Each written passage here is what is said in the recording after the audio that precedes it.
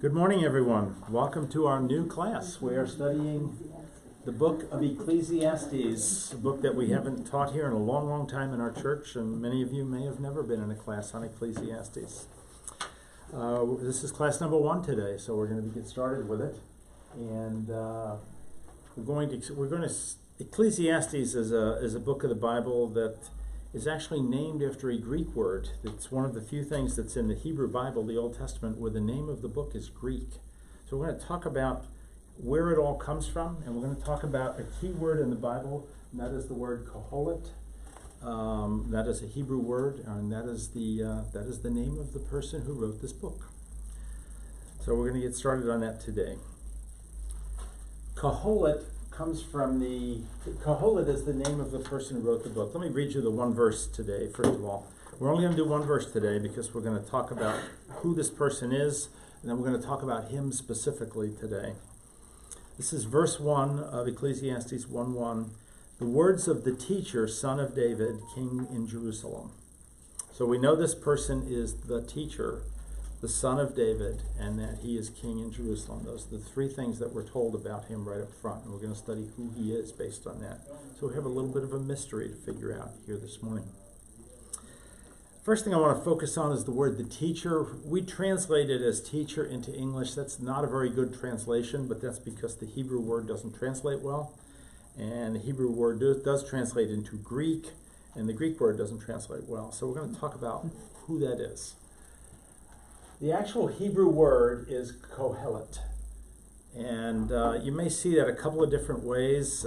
Because we don't have a Q in English that doesn't have a U after it, we don't have this sound.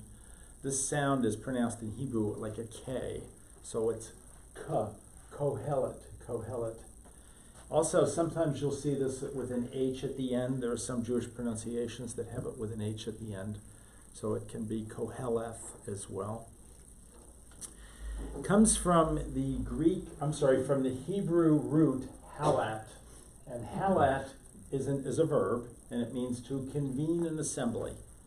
And because it's Jewish, it means a religious kind of assembly. So it's to convene a religious assembly is what the basic word helet means in here.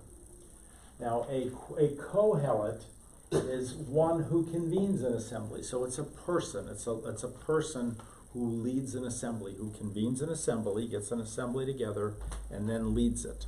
That's what a kohelet is in Hebrew. Now, you may wonder, how do we get Ecclesiastes out of that word? Because this guy is identifying himself as kohelet, a leader of an assembly. How do we get to Ecclesiastes? And the answer goes back, it's interesting historically. I'm going to give you a little history about it. It goes back to something called the Septuagint. How many have heard about the Septuagint before? Yeah, most of you. Okay. Well, for those who haven't heard, oh, by the way, welcome everyone at home. I forgot to welcome you earlier. We are delighted to have you with us. And we're starting a new class here today, and we pray the Lord is with you as we go through this. If you're not familiar with the Septuagint, that was the first translation of the Bible that was done out of Hebrew. Now, when I say the Bible, this is a long time ago. It's the Old Testament that was being translated. And the situation was about 230 BC, about 230 years before Christ was born. At that point, the Jews were not independent. They were underneath a Greek king. And that Greek king couldn't understand what the Jews were talking about. They kept talking about all this Bible stuff, and he didn't understand what that was. He didn't know Hebrew. So he ordered his people to translate the Bible into Greek. And they did that in 230 BC, and it's the oldest known translation of the Bible. By the way, at the same time, just a small point, at the same time, they also translated it into Aramaic, so it was now in 3 different languages at that point. And interestingly enough, over the years, many of the Hebrew scrolls of the Bible have been burned, as synagogues have been burned over the years. But the Greek translations have pretty much not been burned. People don't really burn Greek books. I mean, they do burn some Greek books, I guess, but people don't burn Greek books. They do burn Hebrew scrolls. So a surprising amount of what we know about the Bible has come down to us because of this Greek translation over the years. The oldest known scroll in the world today in Hebrew is actually from 500 AD, which is 700 years after the Septuagint. All the ones before that have been burned over the years by people that have persecuted Jews. So we get a lot of our knowledge about the Bible from the Septuagint, which is in Greek. It's written in Greek. And of course, Greek became, when the Romans conquered the world, they decided Latin was their language, but that was what they spoke every day. But they decided that the educated elite needed to speak Greek. So the educated elite in the Roman Empire were always educated in Greek, and they spoke in Greek, and they wrote in Greek. So Greek was considered the language to do things in, kind of like English is in the world today. Those of you that have been outside the United States know that everybody, not everybody, but most people around the world would love to speak English so that they can understand more of what's happening in the world and be better in finance and a lot of other areas. You know, air traffic controllers everywhere in the world, every air traffic controller has to speak English. Every pilot in the world has to speak English to communicate with an air traffic controller. So, you know, we have kind of a similar situation today with English in our world that the Romans had when they had Greek in their world. So, at any rate, the Septuagint in 230 BC translated this word. By the way, this word only appears once in the Bible. Technically, it appears twice because it also appears in the next verse. So, but it only appears one time, if you will, in the entire Bible, and that is right here. So, with all of these thousands and thousands and thousands of words that are in the Old Testament, this word, Kohelet, is only ever used once, and it's used right here in this book that we're going to study today, in this verse that we're going to study today. So, the Septuagint translated Kohelet as Ecclesiastes, which is where we get the word from that our book is named after. It is the Greek translation, the Septuagint translation of Kohelet. Kohelet is actually the word. And by the way, I have a number of Jewish Bibles at home. If you look up the name of this book in the Jewish Bible, it's not Ecclesiastes, it is Kohelet. That is the name of the book in the Jewish Bibles. So, interesting point for you. Because of the Latin and Greek influence that we've had on the church over 2,000 years, for whatever reason, the church has chosen the word Ecclesiastes, chosen to go with the Greek version of it, the Ecclesiastes. But really, the name of this book is Kohelet in Hebrew. And as I say, if you pick up a Jewish Bible, you won't find the book of Ecclesiastes. You will find the book of Kohelet in there. So, questions on that before we move on? Where the Greeks get it from, the word ekkles means to convene an assembly. Sounds familiar, huh? So the word ekkles, and ecclesias is a person who does that. So Ecclesiastes comes from that as the name of this book. So how do we translate this into English if it's so difficult? That is a challenge. Those of you that have your Bibles open, I'm going to ask you in a minute to tell me the translation that's in each of your Bibles for this word. And this is one of the opening words in Ecclesiastes 1:1. The two most common translations we have in English are teacher and preacher, which would be a person who convenes an assembly that is of religious significance. So let's hear around the room. Who's got what word in the book for the opening for this in their translation? Teacher. Teacher? Preacher. Preacher? Anything else? I have Living as two, teacher. Teacher? I have two versions and both say teacher. Teacher? Okay. So you know where it comes from. We call it, the version I gave you here says teacher. I use the NIV, but preacher is a very common one as well. Again, the idea is it's a person who is creating a class, if you will, who's teaching or preaching to people. And that's what Ecclesiastes means. So, any other question? I wanted to give you that opening so that you understand where Ecclesiastes comes from, where the word comes from, and also where the word Kohelet comes from. Any other questions on I that? just wondered about the difference in spelling in Halat and Helet. Yeah, welcome to Hebrew. Yeah, okay. Hebrew does not have vowels, okay? So Well, they don't have vowels. They don't have vowels. In Hebrew, there's nothing but consonants. It's considered, linguists today call it a primitive language. Bear in mind it was given by God, so Yeah. how primitive it is an interesting question. But it does not have vowels. So, for example, we pronounce God's name Yahweh. Well, you can pronounce it other ways too, because the A and the E that are in there are not told to us in the Bible. They are passed down through tradition, through rabbinical tradition to us, that one is an A at the front and the other is an E at the back. So, yeah, Hebrew does not have vowels. So you kind of make up the vowels as you go along, if you will. That's not correct. People who speak Hebrew figure out vowels from context. So as you're reading through, and we aren't trained that way. In English, we don't think that way. But people who think in Hebrew, which would be people in Israel, are trained or learn to look at Hebrew and pick up the vowels and put the vowels in based upon the context of how the words work together. Does that make sense? Right, because when they're speaking, they have to almost have what we call a vowel. Right. Almost, because otherwise you're just making Yeah. a sound. Exactly. Okay. Yeah, great question. Most people don't realize that Hebrew doesn't have vowels. It's a language that doesn't have them. You have to make up the vowels as you go along. So, for example, the word Yahweh, which has 6 letters, the name of God, only has 4 letters in Hebrew. Mhm. Yod Ha Veh Ha, YHVH. V is pronounced, we pronounce it as a W, but at any rate. But there's an example of one where, and because I'm using that example, where the A and the E are not in the word at all. You look at Yahweh in Hebrew and it's always just those 4 letters. The other 2 vowels are never in there in Hebrew. So. Learning the context, trying to learn the context at the same time you're trying to learn the... Deb and I took a 1-year class once in Hebrew, in biblical Hebrew, and I think we came out more confused at the end of it than we did at the beginning. It was a lot. Somehow these Jewish children by the age of 13 have been trained to the point where they can do their bar mitzvah, and they actually can do this and read a scroll in original Hebrew and put it out there. So, obviously children can learn it better than adults can, I guess, but. It's an interesting language. It's a language that I wish I knew more about. I wish I had started it when I was young, and I didn't.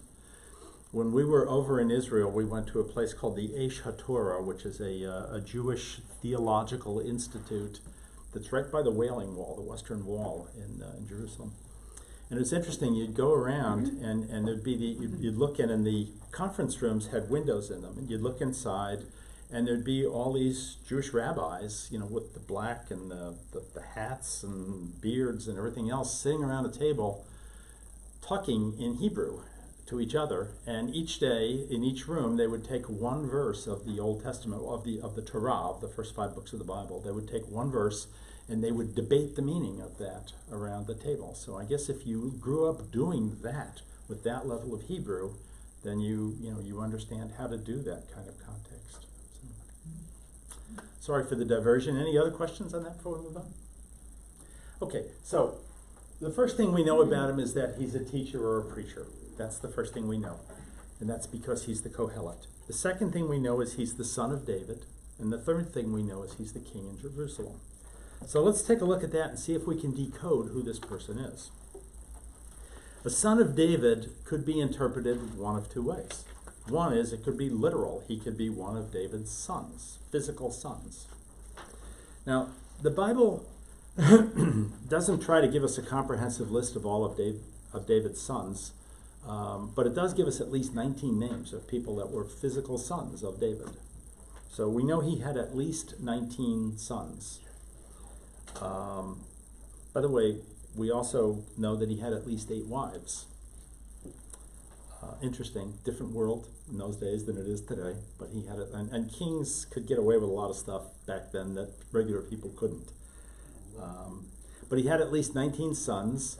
Is there another son, or who among those 19 sons ever became king in Jerusalem? Well, there's only one, that was Solomon. So based upon that idea, the idea that it had to be a physical son of David, there's only one answer, and that would have to be Solomon. And Solomon makes a lot of sense because Solomon did 2 other books of the Bible that were also divinely inspired. So the idea that God would have him do a 3rd book makes more sense than to have some other son who we don't know much about, maybe he's mentioned once in the Bible, write a divinely inspired book of the Bible.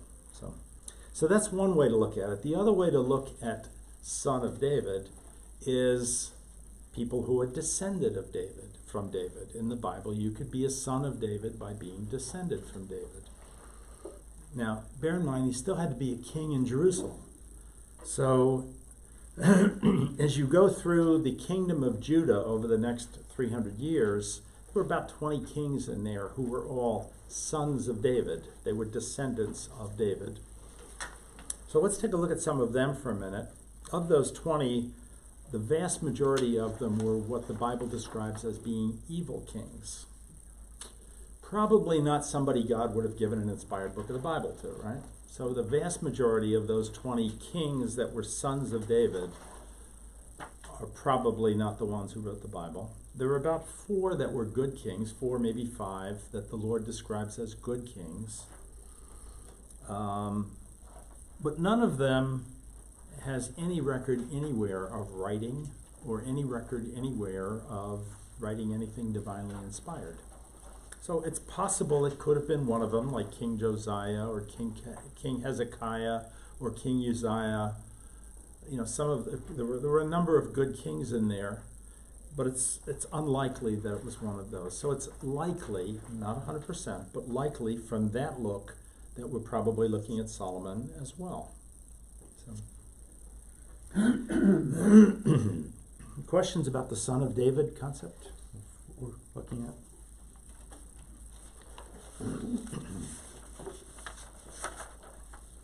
Of course, both Ecclesiastes and Proverbs are attributed to Solomon. Proverbs begin by Solomon identifying himself. He does not do that here. Right.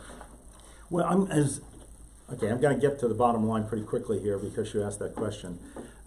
What I'm going to tell you is I'm 99.9% sure that this is Solomon that we're talking about, just so that you know that now. We're kind of uncoding the mystery right now, but the mystery's almost certainly going to lead us in that direction. But that raises an interesting question I want to get into here, or I think I should get into. There are many people in the world that would like you to believe that there's a lot of controversy about the Bible.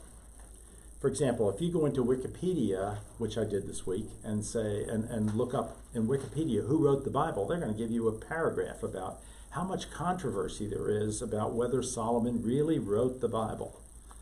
And I'm not trying to pick on Wikipedia, I just happened to look at that one this week because it's easy to find.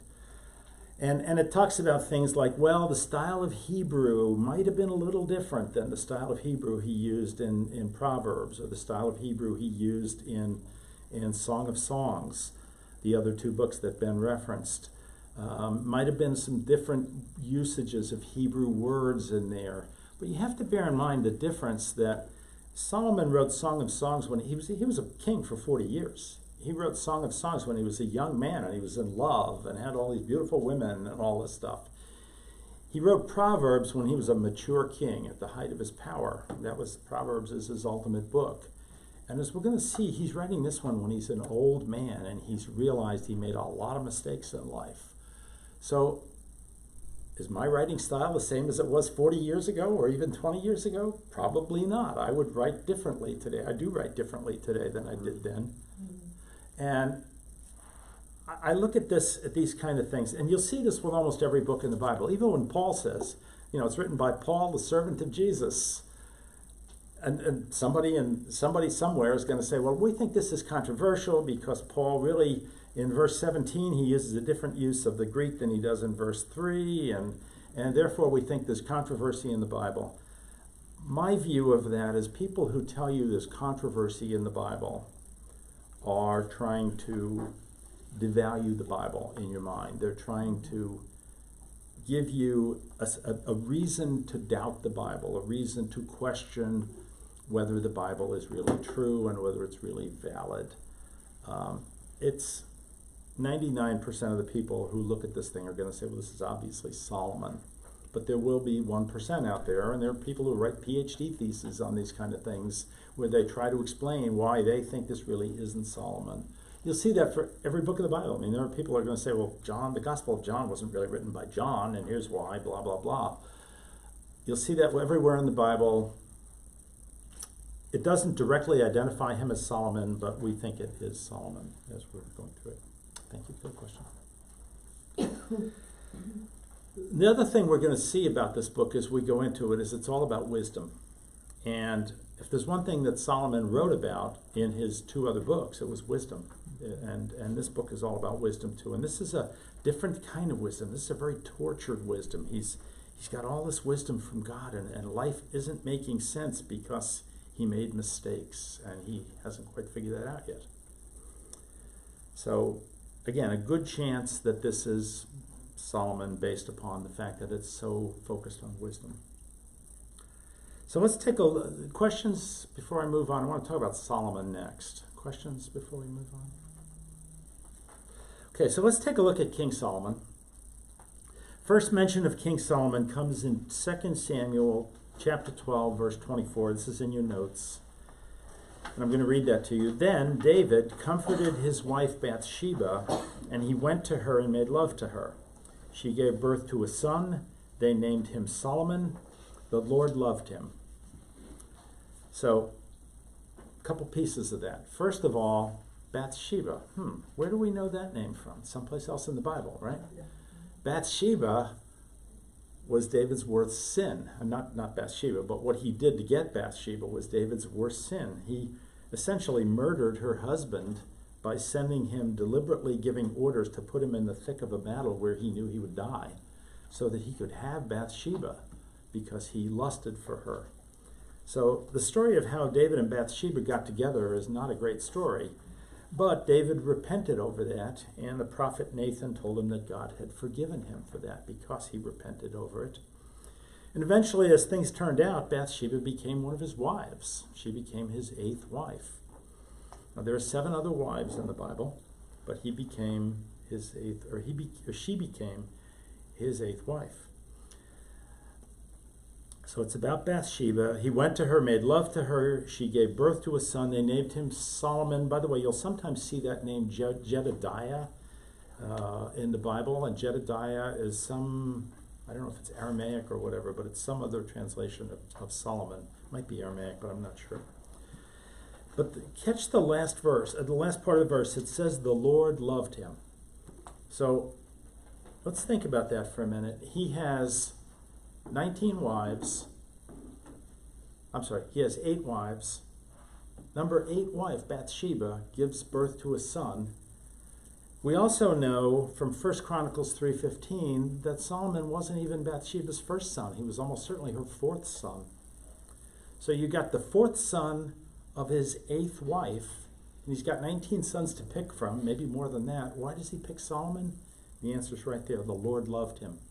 Somehow David got the understanding from the Lord that the Lord had picked Solomon to be his successor. Now, today we live in a world where crowns pass to the oldest son usually. King Charles was the oldest son of Queen Elizabeth.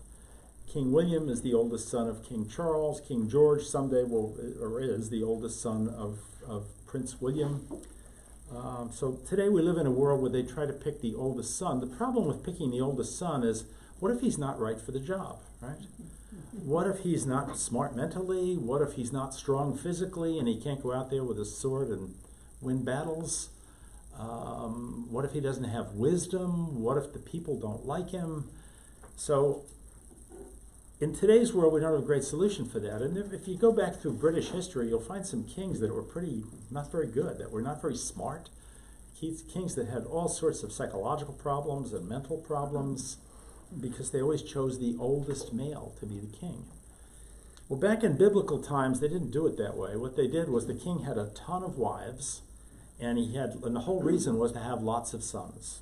And to have lots of sons, the king could observe them. He could say, who's the strongest in battle, who can wield a sword the best of his sons, and who's the smartest, who's the most cunning, who's the one that can beat people without without having to overpower them, who is the one who might have the wisdom to rule someday. And he was able to pick. Part of the reason they had all these extra wives was to have enough sons that they could pick out the best one to rule, which is probably a better, in that respect at least, is a better solution than how things come down today. But but that's the reason why they had so many wives back then.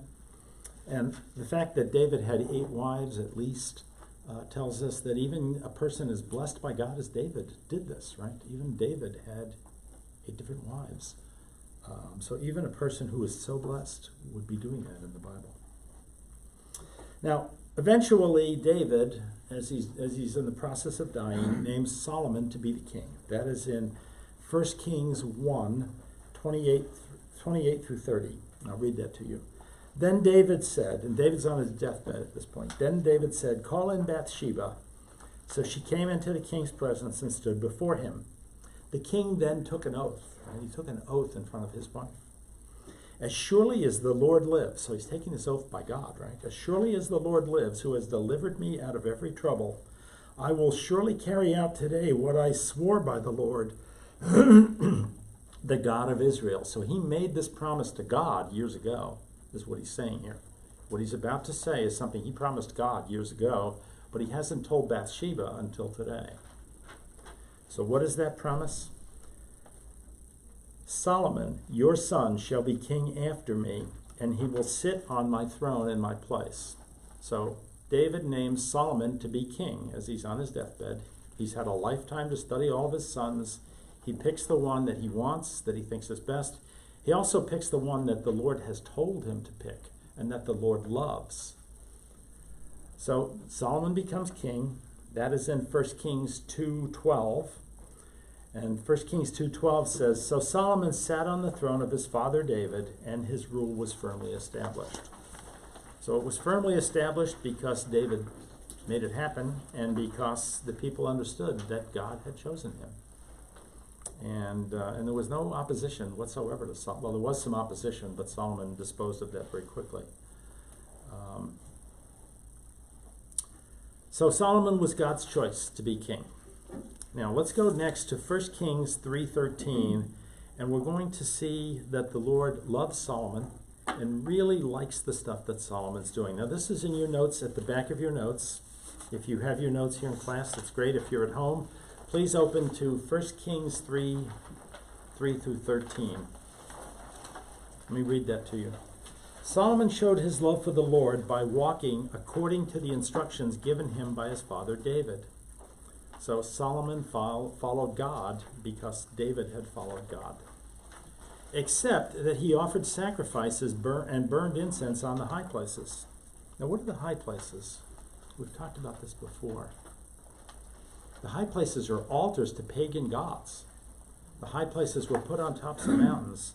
Now at this particular point in time, they had already dismantled the tabernacle that had been out in the desert, and had brought the ark into Jerusalem, and they'd put it in a tent. But they didn't offer sacrifices there. So David actually offered sacrifices at the high places, at other altars that were around. Not a smart thing, but David did it. And Solomon did it as well. And the Lord, at least at this point in time, accepted those sacrifices. Once the temple's built, he won't do that anymore. But at this point in time, the Lord actually is accepting sacrifices that are done on pagan altars, which is interesting. "The king went to Gibeon." Gibeon is where kings were anointed back then.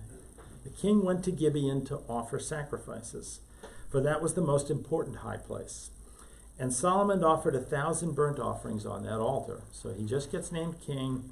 He goes and offers 1,000 animals, a bunch, right? A bunch of animals were sacrificed and burned and given to God.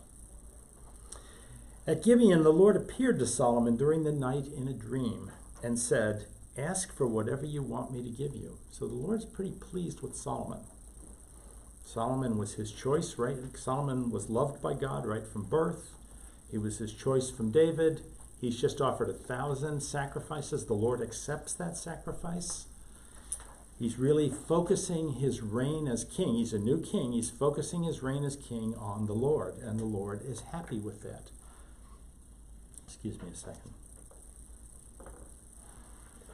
And the Lord says, ask for whatever you want me to give you. So God says, I'll give you anything.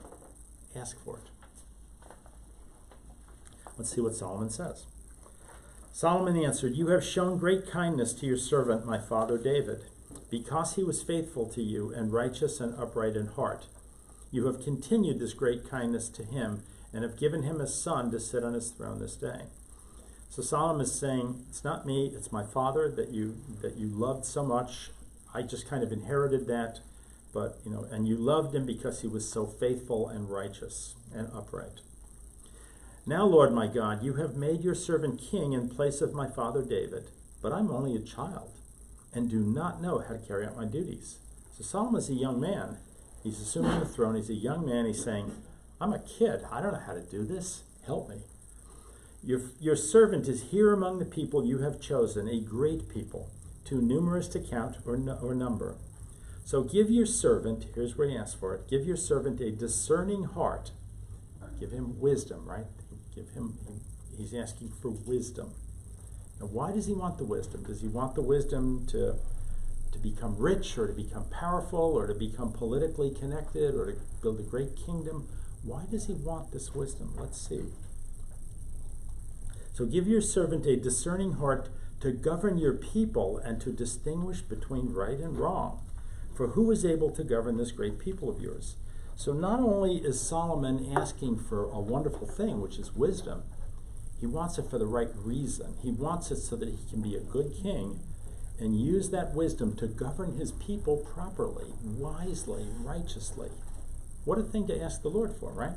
I mean, this is a young man. He could have said, give me 700 wives. He could have said, give me $1 zillion of gold. He could have said, give me victory over my enemies. He could have said, kill my enemies. He didn't. He asked for wisdom to rule his people righteously. The Lord's liking this, right? The Lord was pleased that Solomon had asked for this. So God said to him, since you have asked for this, and not for long life or wealth for yourself, nor have you asked for death for your enemies, but for discernment in administering justice. There it is, wisdom in administering justice. I will do what you asked.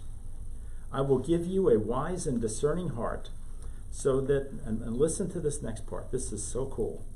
I will give you a wise and discerning part, so that there will never have been anyone like you, nor will there ever be. Let's decode that. What the Lord is saying here is he's saying, I'm going to make you the wisest man in the world. Right? And not only that, you're going to be wiser than anybody who's ever lived before, and you're going to be wiser than anybody else that will ever live. That includes everybody in here, everybody in this world. Today, Solomon was made by God into the wisest man ever with that statement right there. Let me read that again. The wisest man God would ever create was Solomon. I will give you a wise and discerning heart, so that there will never have been anyone like you, nor will there ever be. Will never have been is kind of a weird verb, but it means it never happened, it isn't happening today, and then it goes on to say, nor will there ever be. So it never will happen. So there will never be anybody wiser than Solomon. God made him the wisest man in the world. So as we begin to study this book, bear that in mind. This is the wisest man God has ever created, or ever will create. And when you read his other two books, Song of Songs and Proverbs, you get that sense that this is a man with a lot of wisdom. When you read this book, you're going to get a whole different sense of what sin has done to him in his lifetime. And we're going to figure out the sin part next. That's where we're going next here. But he's going to understand the wisdom of how sin has messed up his life, because he's about to get deeply into sin. The wisest man in the world is about to figure out what sin really does to you. And that's what this book's all about. The book we're going to look at it. It's about what sin does in your life if you don't deal with it. Moreover, I will give you what you have not asked for, both wealth and honor, so that in your lifetime you will have no equal among kings. So not only is God going to make Solomon the wisest man who ever lived, he's also going to give him everything else that he didn't ask for. He's going to give him money, power, wealth, honor. He's going to be the greatest king in the world. And that's actually true. It's hard to find another king anywhere in history who had it all more than Solomon did at one point in his reign. As we go through this, you're going to see that. Solomon just had it all. He had everything. So let me get back to where we were here.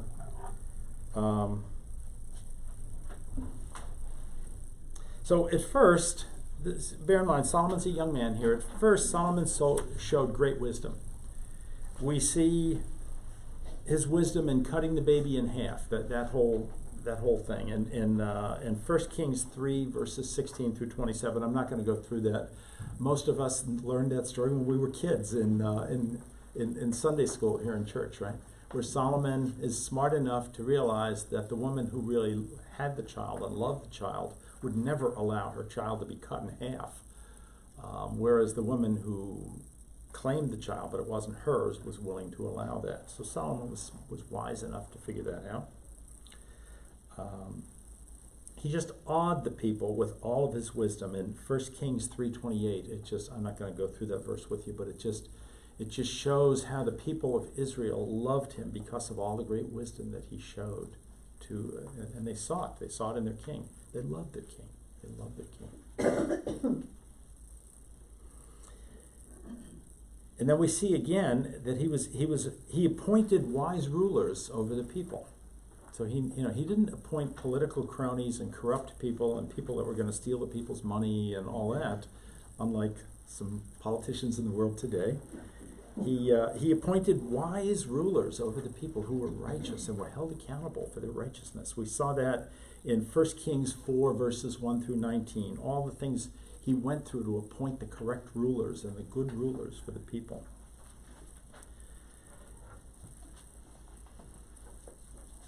Solomon brought peace to his people. We're going to find out that Solomon made alliances with all the nations around him. He didn't use the greatest means to do that, but he made alliances with all the nations around it. He never fought a war. He was always at peace. In his 40-year reign, he was at peace all the time. That was very uncommon in those days in the ancient world. You were always fighting wars. Half the reason you got to be a king was because you were stronger with your sword than the other guy was, right? People were always fighting wars. Solomon never had a war. He always had peace because he used his wisdom to work with the other kingdoms around him and get them to make peace with him. He also got money. Money was coming in from everywhere. Money was pouring in from everywhere. We read about the alliance he made with King Hiram of Tyre. Well, we read a few weeks ago when we were studying Ezekiel, Tyre was the richest country in the world. It was richer even than Egypt. So money was pouring in from everywhere in the world, from all the richest places. You can bet that Solomon had rich people coming to him and giving him money, and the wealth of the kingdom was huge in those days. And we're going to see that as we go through it as well. There was prosperity for the people. It wasn't just the king who was rich. The people were rich. They were trading. Excuse me. I love ragweed season. It's my favorite.